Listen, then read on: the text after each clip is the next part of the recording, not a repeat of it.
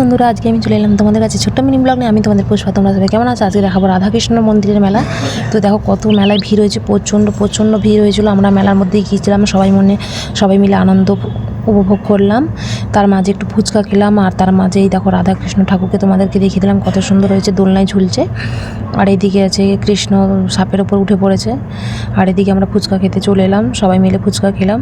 তো আমি মনা সবাই মিলে একটু আনন্দ করছিলাম। আর মেলাটাকে দেখো ঘুরে ঘুরে তোমাদেরকে দেখাচ্ছি, কত দোকানদানি, কত কিছু বসেছে। আর মেলায় প্রচণ্ড ভিড় হয়েছিল।